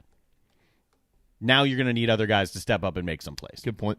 Really good point. They do have some good wide receivers out there. Oh, I'm sure. And Kylan Hill, this is the thing. Kylan Hill, to me, as much as Costello for Mississippi State, is the wild card. Okay. Because Kylan Hill is one of the best tailbacks in the SEC, talent-wise. But how much will they utilize Kylan Hill? Does he deserve 20 carries a game? I think he does. Will he get it? I don't know. I don't think so. Will Leach has his system, but the best coaches are the ones who can implement their system in a way that best fits their personnel, or to alter their system in a way to best fit their personnel, as opposed to forcing your personnel to try and do what they're not capable of doing. So he's going to have to adapt a little bit. Yeah, I think he'll have a blend of that because I think he'll actually find some talents of some of these other kids and utilize those talents in his system, if that makes sense. It does. Ole Miss, to wrap up the SEC West. This has been a fun conversation. Are we going to go 7 for 7, guessing the records exactly the same here? Well, we might. We might. We're great. We're 6 for 6 so far. Great. That means we're either going to be way off or spot on in the fall together collectively. So we're going to be a couple of dumbasses together, or we're going to be really smart. Okay. All right. So Ole Miss last year 2-6, 4-8 in the league, and of course they make the decision to move on and go hire Lane Kiffin. So the Magnolia State, all eyes are on it, because you have two of the great personalities in the sport. Lane Kiffin does have head coaching experience, limited, in the SEC. He was in Knoxville, and then he got ushered out the back door so he wouldn't get rocks thrown in his face. Want to know who Ole Miss is going to be? You're going to find out real quick, because they got Baylor week 1 at RNG Stadium in Houston, Texas. The over-under for them in my book here is sitting at 5.5. All right, so you got Baylor. And then week 2, Southeast Missouri State. And then, Auburn at LSU, Bama. Auburn and Bama will both be in Vaught Hemingway. But I don't have much reason to believe that they won't start the year 1-4. But they do go to Vanderbilt. And then they come home and they've got Florida. And Florida is a dark horse to win the national championship this year by some. Some people think that they will get into the college football playoffs. Some people think they can win it. I'm not one of them, but some people think that. I do think Florida will slip somewhere this year. Is this it? I don't know. But then to finish the year, UConn, which we could beat them. You got A&M on the road. You're on the road at Arkansas, Georgia Southern at home, Mississippi State, of course, at home. So I look at this again, just like we did with Arkansas. I say, all right, well, where are their wins? All right, so Southeastern Missouri State, I'm going to give them that. I would say careful on the road with Vanderbilt. I would say careful. Vandy's got to win sooner or later. Some of these games. Careful. I mean, they didn't fire Derek Mason. What did they? I haven't looked into it yet, but they returned something. But Southeast Missouri State, Connecticut, is Georgia State a win? I think they are. Georgia Southern. I mean, Georgia Southern a win? Oh, those fans they'll jump down your throat if you. I know. I'm sorry. Is Georgia Southern a win? I think it is. I'm pretty sure it is. But. But just careful. And then, they go to Arkansas, and I think that, they win that game. So I have them under 5.5. But I do think Lane Kiffin has a little magic in there. I'm going to give him 5. I had him at 4. I'm going to give him 5. And we finally have a disagreement. Okay. I'm going over. I've got him at 6-6. Okay. Now, I say this. I have him at 6-6, but winning the final 3 games. So that means they're 3-6, and it could easily become 3-9 at that point, because obviously mentally you're not in a good spot. They're going to start 2-5. That's a safe bet. They're going to lose to Baylor, Auburn, LSU, Alabama. They'll beat Southeast Missouri. I think they go to Vanderbilt and win, and then they're going to lose to Florida. So they're 2-5. They'll get UConn, gives them their third win. They're going to lose to A&M, and you're sitting at 3-6. And I think this is a team that will start to put it together at the end of the year, maybe even before that. But they'll get better as the year goes along with Lane Kiffin, and they will finish the year strong and give themselves hope for the following year. Both of the Mississippi teams will go 6-6. Both 6-6. Mhm. Wait, but you have Ole Miss. I have Ole Miss. You have Ole Miss beating Mississippi State, right? I do have Ole Miss beating Mississippi State. Okay. Yeah, I'm gonna go with 5-7. I think DJ Durkin is probably the key for Ole Miss this year. If defensively they can play pretty well, they're gonna beat somebody they're not supposed to beat. DJ Durkin is a great defensive coordinator. The one thing I will say though, their defensive line coach is Deke Adams. Carolina fans have seen him. Good luck, but no offense. No, Deke Adams is a really good coach. But he just, it just didn't work out in Columbia. But I'm going to go with 5-7. I do think they beat somebody they probably shouldn't beat. Mm-hmm. I don't know where that's going to be, but 5-7. So we got two teams in the West finishing below 500, and we've got three teams with 9 or more wins, headlined by Alabama at 11-1, LSU and A&M at 9-3, and then Auburn at 8-4. Mississippi State at 6-6, Ole Miss at 5-7, Arkansas at 4-8. So improvement for both, I think, the Rebels and the Razorbacks. I think Texas A&M is the key to the SEC West. No, there's no question. Right, no question. What they do, how they fare, how they finish. Texas A&M is the team that will have the biggest effect on the outcome of the SEC West. Texas A&M, by far, the biggest effect on that outcome. Couldn't agree more. Absolutely. A&M can screw it up for a lot of folks, or they could screw it up for themselves. I don't think, unless it just totally fell apart, which is not going to happen, I don't think that Jimbo Fisher is in any jeopardy of being canned at A&M. I've seen his name on some lists. There is no teeth to that, in my opinion. I mean, if he's 3-9, there's teeth, but that's not going to happen. They're going bowling. It's just a matter of whether it's over this, whether they've gotten over this 8-4, 7-5 hump to get to 9-3, 10-2, or whether they just kind of stay right there, just like they did under Coach Sumlin. We'll see. Yep. Really, really good stuff. What do we have tomorrow? We doing an ACC or SEC? We're going to wait till next week on that. Okay. We have 3 guests tomorrow. Yeah, that's true. So we're jam-packed tomorrow. 1:41 on a Thursday afternoon. We do need to take a break. When we get back, we'll tell you what day it is. We'll give away lunch to DB's Cheesesteaks, and we got a couple of other news and notes to get to before we wrap up in about 20 minutes. So hang tight. The JB and Goldwater Show will be right back. DB's Cheesesteaks, the tastiest, juiciest, and now award-winning cheesesteaks in the Low Country. DB's Cheesesteaks delivers, and not just in quality. Download DoorDash, Uber Eats, or your delivery app of choice and have it dropped off at your doorstep. Original chicken, buffalo chicken, even pizza cheesesteaks, not to mention incredible cheeseburgers, massive hot dogs, and dynamite hoagies. It's all there for you and your family. DB's Cheesesteaks in West Ashley. dbscheesesteaks.com. At Patriots Point Naval and Maritime Museum, families walk in the footsteps of our nation's heroes, the brave ones who risk their lives to defend our way of life. Home to the aircraft carrier USS Yorktown, USS Laffey, and the USS Clamagore, there's more than 1 million square feet of exhibit space to roam. White Glove certified, we have several new health safety measures in place to enhance the visitor experience. Come for the day and leave feeling inspired. One of the most impressive museums in the country, located right here in Mount Pleasant. Visit patriotspoint.org for more. We'll see you soon. This is Scott Glaze, head golf professional at the links at Stono Ferry, located on the outskirts of Charleston, South Carolina. I'm inviting you to tee it up on one of the most scenic and challenging courses in the Low Country. Our back nine is highlighted with 3 holes that border the Intercoastal Waterway. Visit stonoferrygolf.com to book tee times and discover all that Stono Ferry has to offer. The links at Stono Ferry is a former South Carolina Golf Course of the Year and is also home to the College of Charleston men's and women's golf teams. Come see us. We would love to have you. stonoferrygolf.com. As businesses start to open up around South Carolina, we have Ryan Nelson back in here to tell us about Dog and Duck Family Pubs, the 3 locations, and some new hours going on. What's up? That's right. We now offer indoor dining and patio seating outside.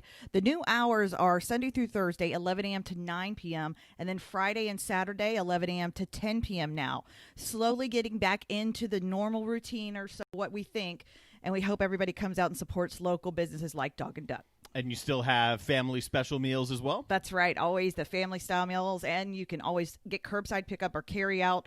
If you're not ready to venture outside yet, we're here for you. The Habbo radio station everyone loves. I love them a lot. JB and Darren. I love you, man. I love you too, bud. I love you, dude. I love you, bro Montana. I love you, Holmes. I love you, Broseph Goebbels. I love you, Machacha. I love you, Tico Brohe. Okay. Let's continue here. On the JB and Goldwater Show.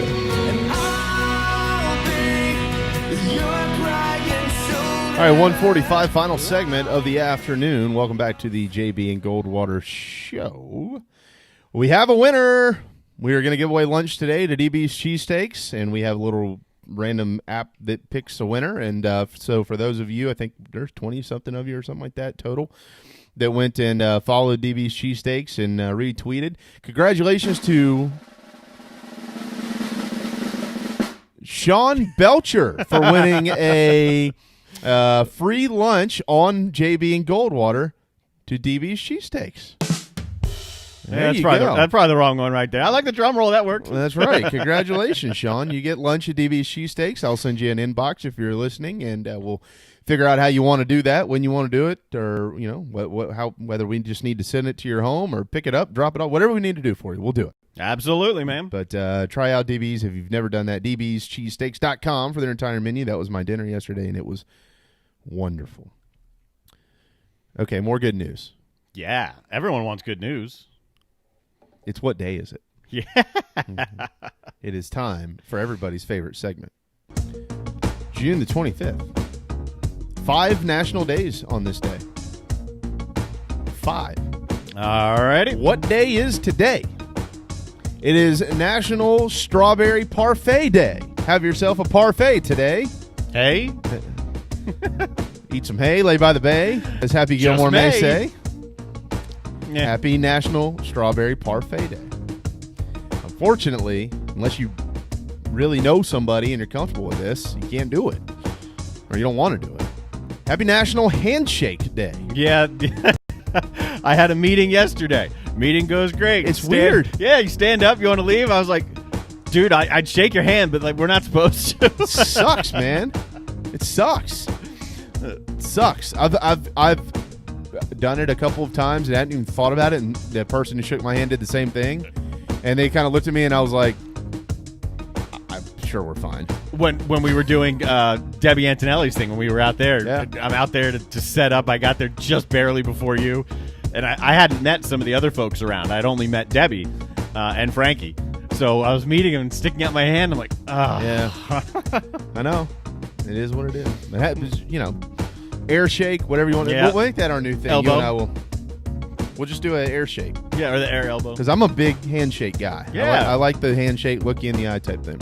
Happy National Bomb Pop Day. Oh, like the ice, the red, white, and blue popsicles? Yes. Yeah. All in. They're shaped like a rocket. All in. Me all too, man. All in. Either the regular one, the one that has other flavors as well. Both very good. Classic. Did you know that the bomb pop came to fruition during the Cold War? Well, it is cold, but no, I had no idea. 1955, invented in 1955 in Kansas City, Missouri. Yeah? Bomb pops, of course, known as the red, white, and blue frozen treat. So it was like a patriotic thing. Yeah. Huh. You want to have those on the 4th of July. So next Saturday, go out and get you some bomb pops, and then we'll send them an invoice for their free plug. A patriotic thing that's called a bomb. But, okay. If you know any Leons, give them a shout. Happy National Leon Day. If your name is Leon, congratulations. Sup, Stavernakis. Yeah. I don't know any other Leon. I don't know him either, but there's... Leon. No. I know Leon, who was in Cool Runnings. Yes. I was about to say there. I think there was some Leon and Cool runnings. Yeah, I think it's Prince Leon. I think you're right. And finally, happy National Catfish Day. That's up your alley. Yeah. When I was about, I don't know, 9 or 10, my family, my aunt and uncle owned some property up on the canal of Lake Marion and Lake Moultrie. And they had a pontoon on the dock, and we would catfish often. Some of the biggest catfish in the country are right up in those two lakes. Huh? And I reeled in almost a 50-pounder. Well, that's a massive catfish. It was 44 pounds. I didn't reel it in. I hooked it and literally went overboard.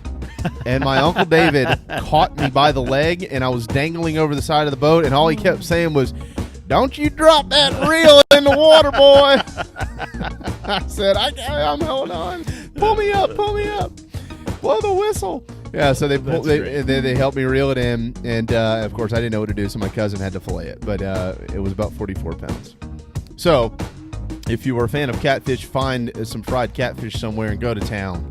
What? Fried catfish is fantastic. So that's not noodling. God, no. Noodling is when you stick your hand in the hole and they... But that's catfish too. They latch onto it. Yeah, that's noodling. Yeah, okay. But then, then there's the idiots who put their hands into the hole of an alligator and they've lost their arm doing that. Well, I wouldn't recommend that. No, I'm not a noodle guy at all. But anyways, happy National Catfish Day, happy National Leon Day, National Bomb Pop Day, National Handshake Day, and National Strawberry Parfait. So you can have yourself a catfish meal and then pick parfait or a bomb pop for dessert. Tomorrow, speaking of dessert, tomorrow's a good day. And the weekend is a pretty good weekend. So I was debating. I haven't done it yet. I might have time after the show. I have two frozen fillets in there. My mom sent the catfish. Sorry, filet mignon. Oh. Man. You know what? We have two in our freezer as well from Omaha. Yeah. Okay. So I don't remember exactly which company this came from. She found it on I don't know, one of the gourmet book things, and they're supposedly good, and they have been. The pork chops that I talked about were unbelievable. The strip steak were great, New York strip. So I was debating cooking filet mignon tonight or tomorrow or this weekend. Does it fit with any of the days? No. Oh, okay. So it's just my pick. Yeah, we'll see. I don't have a steak day or something? A meat day? No. Well, what's tomorrow, the 26th? Yes. You could put on Saturday, there's a national day where you could put that on top of it. But a fillet on top of something? No. This on top of the fillet. Oh, okay. It's a vegetable. Did you have to think about that? I don't know why, but it is a vegetable. Okay. So you could do that. All right, sounds good. All right, we got about 8 minutes left in our program. Some parting shots before we get out of here. It is officially official that Vince Carter has announced his retirement from the NBA. He's only been playing since 1846. But some people didn't even realize he was still playing. Yep. Vince Carter, probably one of my favorite players ever. I don't watch the NBA much anymore, but this guy, he's just always got business was business to him, man. He just played the game and did his thing, and class act.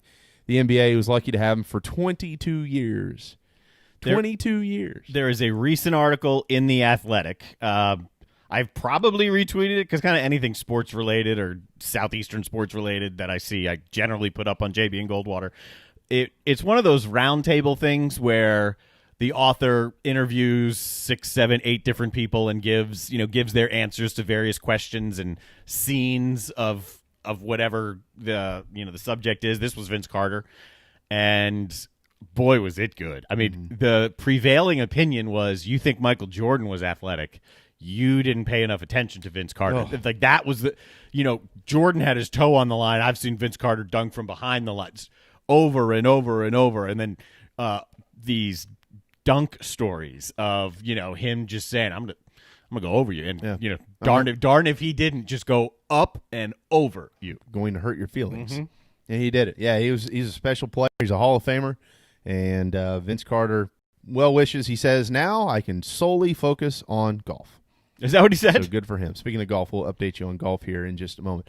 Congratulations to former Gamecock P.J. Dozier. He just earned a full NBA contract with the Denver Nuggets.